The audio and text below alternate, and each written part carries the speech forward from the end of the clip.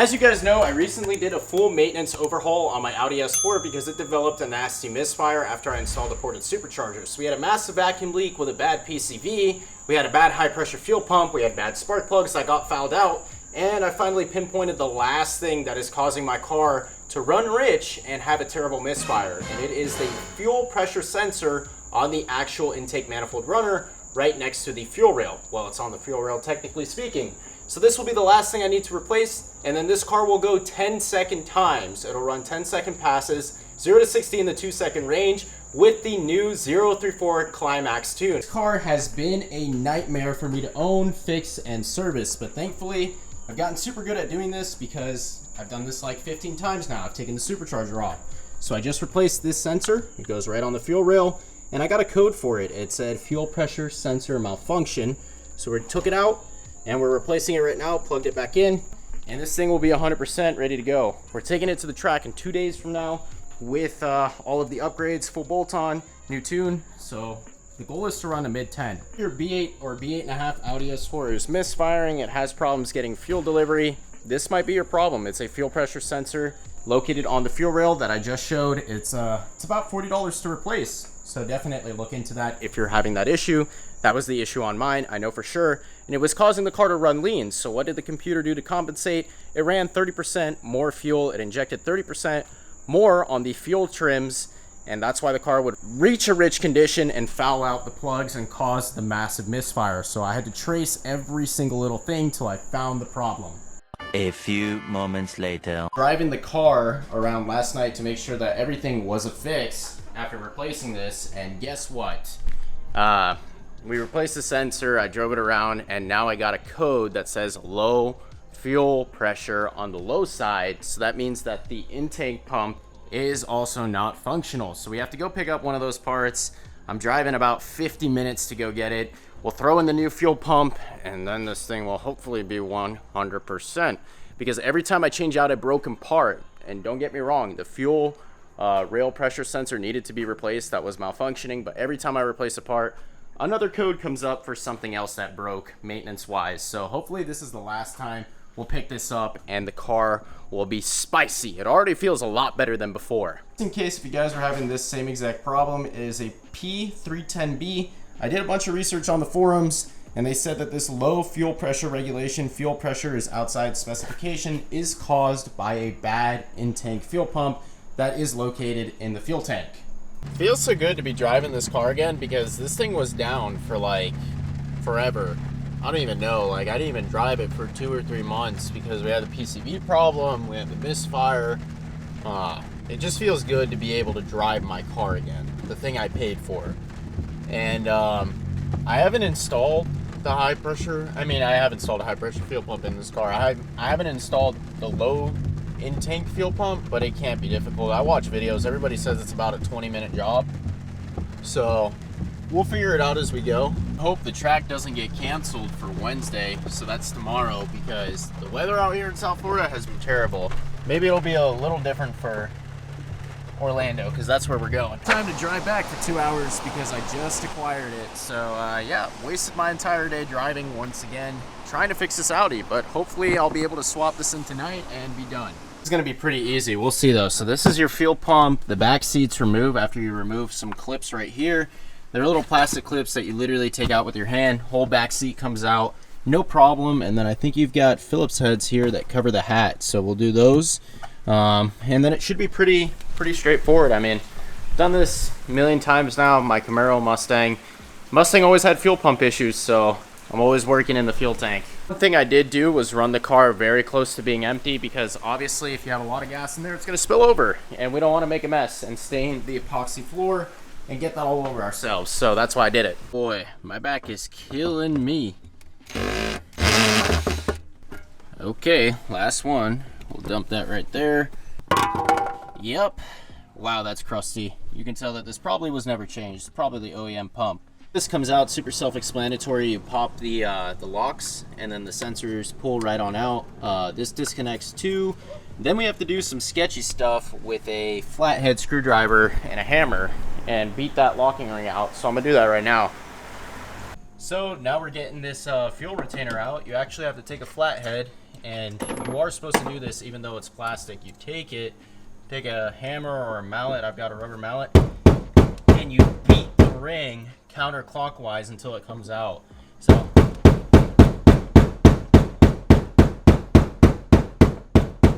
enough, the entire ring gets loose. The biggest thing I can recommend is not to use a small flathead.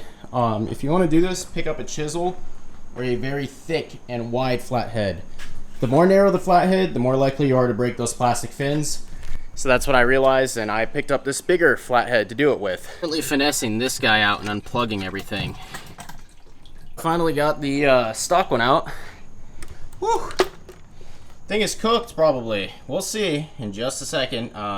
You can tell in the logs. So I've been watching this guy, Van City Auto. Shout out to him, he's very helpful. He said if you drop below 4,500 HPA on your logs on the low side, there's your problem. And I was dropping to 3,500. We'll see right now. The new look completely identical, besides the fact that that hose got a little weathered right there. But they're both Bosch OEM. There's some cheaper options out there. I didn't want to go with a cheap option, I wanted to go with OEM. I had to sit there and wrestle and try to finesse it for a while, but I think I finally got the majority of the hat in. That is not fun. Beat the ring down and opposite. Great, there's gas everywhere. Until you reach the factory marking on the locking ring. So you can see it's that green marking right there. There's an arrow, and that's what I did. I just beat it down till it was straight. Time for a little test drive before I reach any conclusions if that was the fix. You want to look for the fuel level sensor, make sure that's working. So if your gas gauge stops working all of a sudden, you probably broke it. That's why I was super careful with it, but you can see mine is working, so I think we should be good. We'll take it for a test drive.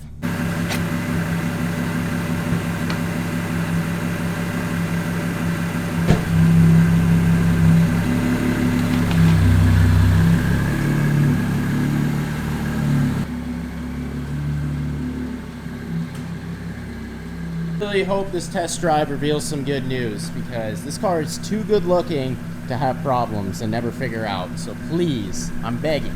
Update, I'm driving to Orlando because I got invited to do a podcast. I did not sleep because I stayed up all night trying to figure out why this car still has the same issue even after replacing the fuel pumps, all of the fueling sensors and everything. So I'm at my wit's end with this car. I do know I have a vacuum leak out of the secondary injection hoses.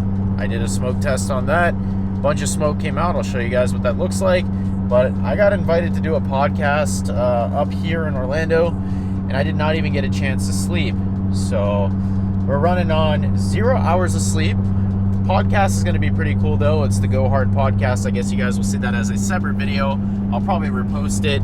But the Audi is still not fixed. I actually use starter fluid to identify a vacuum leak because basically you're spraying fuel, and if you have anywhere where air is being sucked in, well, it should change the RPM or the idle of the car as you spray it. So what I'm gonna do, and this was based on the advice of an Audi Master Tech, is spray around the supercharger and underneath where the vacuum lines are, and if we hear a difference in the idle, as you all can hear it, I'll let you hear it for 1 second, it's kind of idling rough and it's surging. So if we spray it, this might clean up the idle. If it does clean up the idle, that tells me that I have a vacuum leak. And there you go, it runs clean now. Oh, never mind. It did for a second. To try one more thing, I do want to spray it from this angle.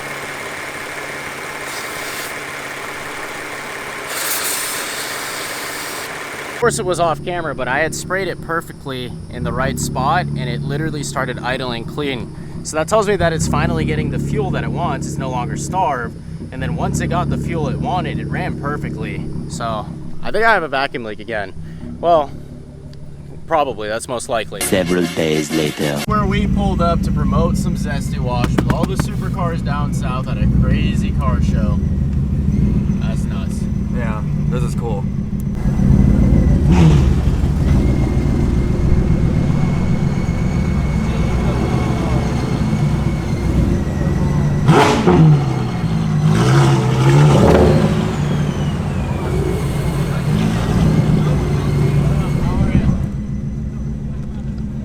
This place is loaded and packed.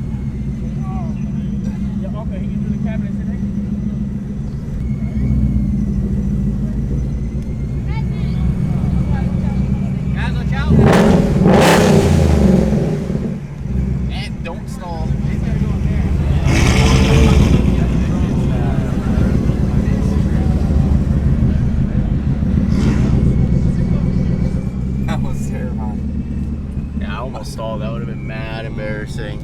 The G-Wagon. The vertical.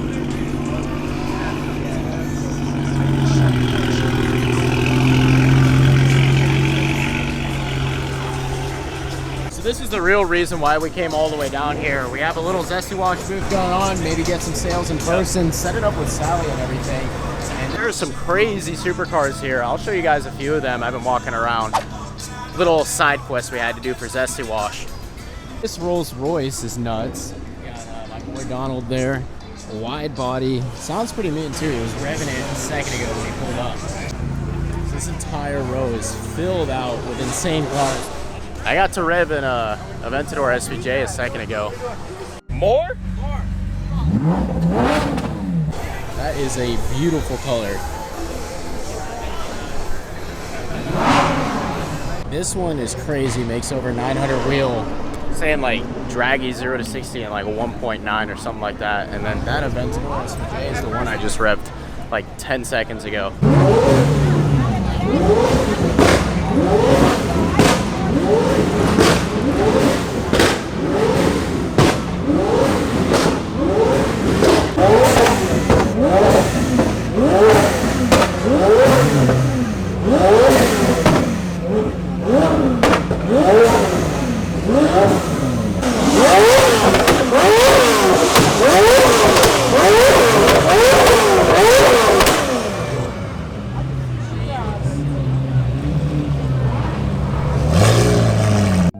Day. Take these OEM injectors for cleaning right now and flow testing because I have a theory, that it possibly could be the injectors that I put in the car. So we're gonna see what happens, get these cleaned, flow tested, basically serviced, and then we'll throw them back in the S4 and see if the misfire goes away once and for all, and all those codes that it is running lean in every cylinder.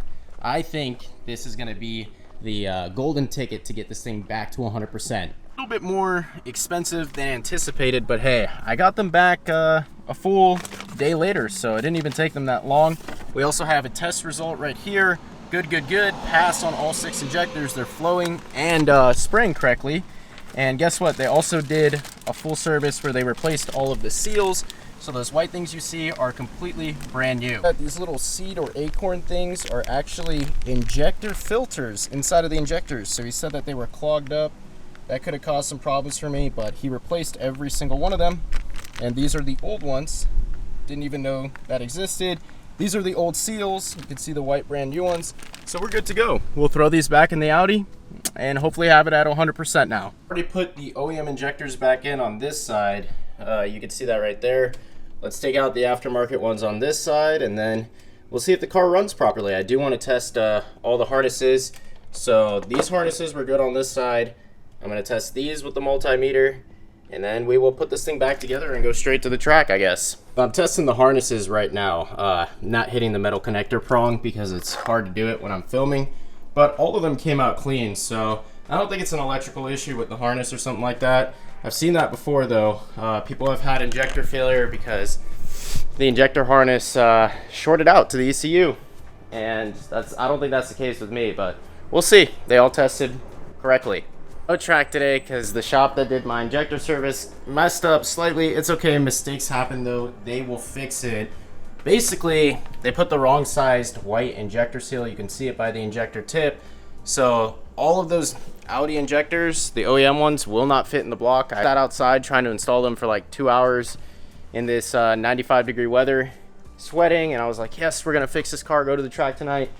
And they're the wrong size and won't go into the block. So now I got to take them back, have them replace the seal with the proper size seal. It's a mess, but we'll figure it out in the end. I'm sure that they will replace it because mistakes do happen. Can't blame them, you know? It was off by barely anything and it won't go in the block. I went back to the injector shop and he put new seals on, stood on business, and got me right. So now the injector shouldn't just like free float in there. You still should have to press it down. But as you all can tell, it presses properly. We no longer have an issue there. All of the injectors will fit. So we can put the Audi back together. That's some awesome news. It took him 5 minutes. He was like, my bad, I'm sorry about that. Let's go ahead and change them out for a smaller diameter and you're good. See what happens. I just filled up on E40. I did some test pulls. Car is not breaking up anymore, misfiring. So should take off like a rocket. I'm excited. First time the car is actually running right with the ported blower. Let's keep our fingers crossed, please. Away. You missed. You missed, Mr. Luke. All right, we're gonna do the Climax drag setup on the TCU tune. This just came out for 034 and everybody's running 10s with this in the quarter mile, so it's been pretty spicy.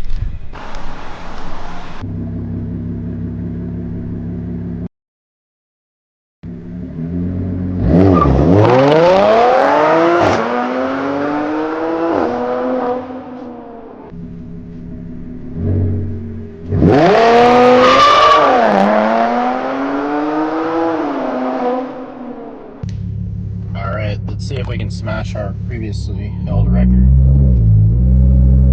Oh wait, I do need to turn the traction control off. Alright, now it should work.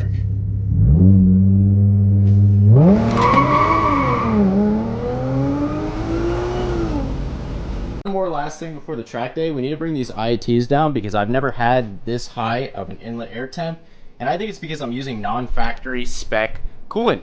So we were in a pinch last time we put this car back together, and I used whatever coolant I had because they didn't stock the G40 at Walmart and it was late. So I just ran that for a little bit. I think that's causing the heat soak. We're gonna put the G40 in there, the factory recommended stuff, and I drained it all out. On top of that, I also wanna weld down this heat exchanger again, just so it's more secure. The bolts really weren't doing a good job with those 3 holes. I took them all out and I'm gonna weld it instead.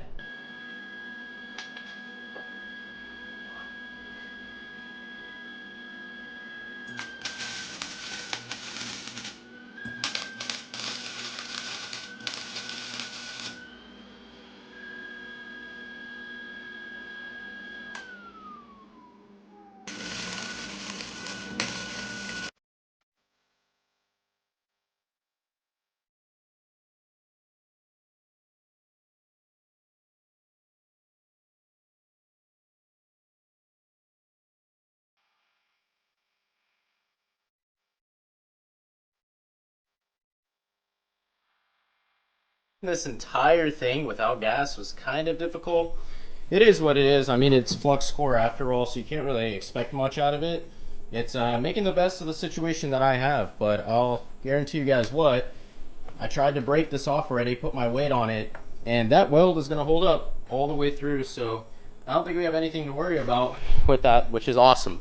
All right, so I guess here goes nothing. We're going to run the full quarter mile and see what we run. You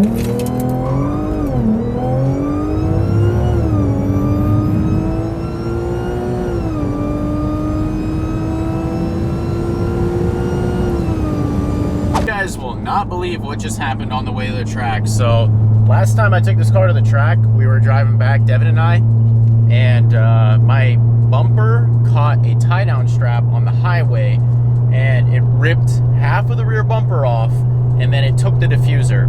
The diffuser ejected at like 65 miles an hour, never to be found again. It actually broke into a million pieces, right? Well, since that happened with the tie-down strap, it broke every single bumper tab on my rear bumper because it ripped the bumper off. Somehow the bumper didn't eject, only the diffuser.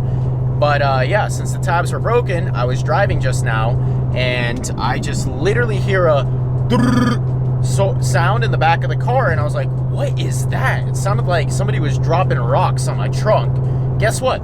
That was the rear bumper ripping off again, and basically it ejected. I saw it in the rear view mirror. That thing flew up 20 feet and almost hit the car behind me. Thankfully it didn't. It went off to the side, but now I have no bumper and I'm on the way to the track. So it's always something with this car. It's absolutely ridiculous.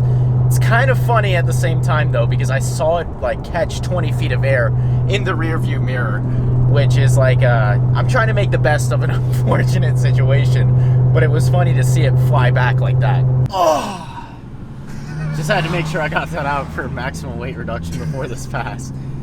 Should I go take? You should. Just lay your kahuna out. Hopefully I run a 10, you know. Car ejected the bumper already, so it's pretty much halfway there, you know what I'm saying? It should do it. That Cletus has the same thing, right? With the twin turbo. They saw the nitrous flame out.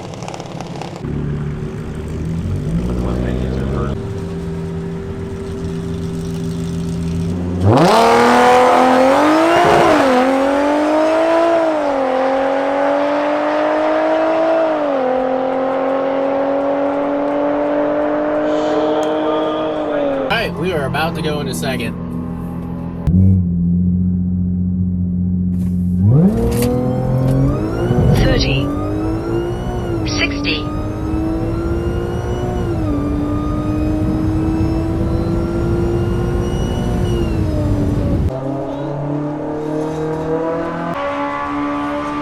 Ready for this 10? I'm raising the launch RPM to 2200. Last time was 1800, so we'll see if I can pull a 10. If not, it's gonna get close or it's gonna go slower because it'll spin, but we'll see. Fingers crossed.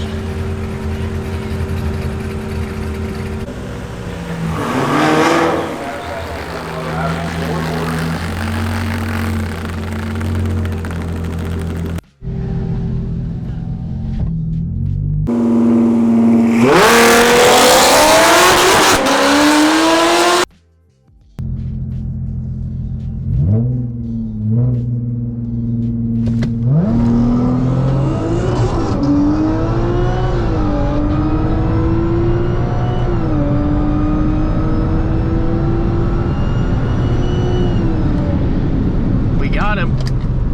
11-1? You're joking. Nah, we're going one more. So close to the 10s, boys. So close.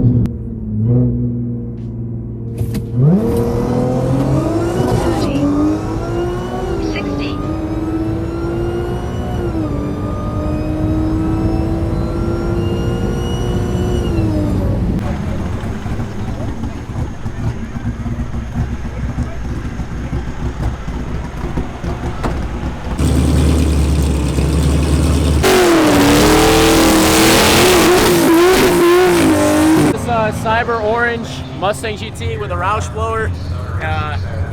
Jaden's the owner. He's right there. We're gonna line it up for the S4. Line it up with this car over here. For real, bro? For real?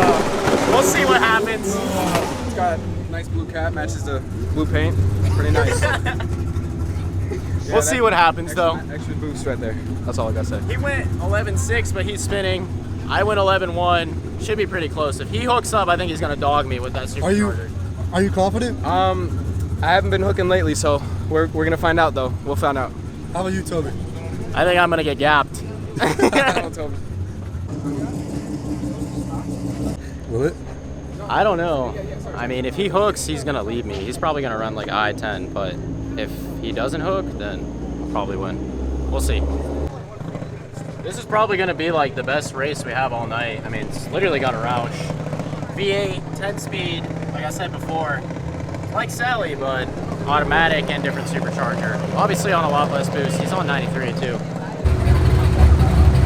My predictions, probably if I can hook, I think it'll be within a 10th or two, but if I can't, I think he's got me. I think he got me, but we'll Fingers see. crossed.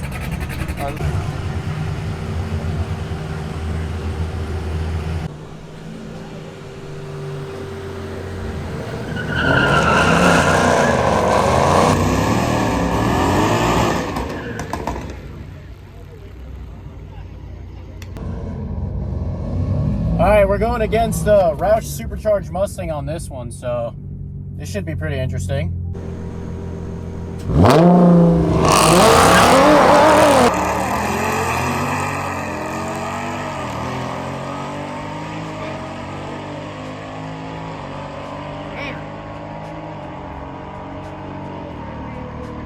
Well, he would have had.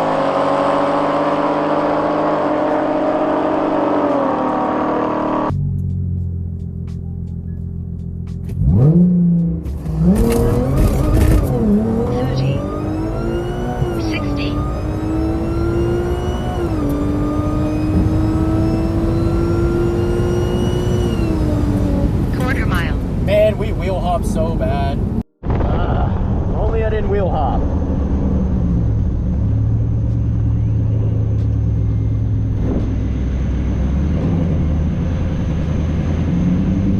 That's the Mustang we just lined it up with. So on that one, it couldn't handle it. I raised the launch RPM to 2600 and it just wheel hopped, but come out back here with the Hoosiers and it'll run at 10. Break it down, what happened? So definitely the launch was better, no doubt. But I think about after 60, I just started spinning again. So that's when he started catching up and pulled away. It was a good run, but I think I got him next time.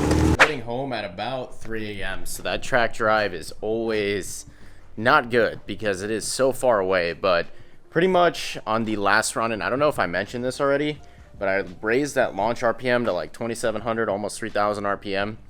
And the car started wheel hopping. So we definitely need a better tire setup on the Audi S4.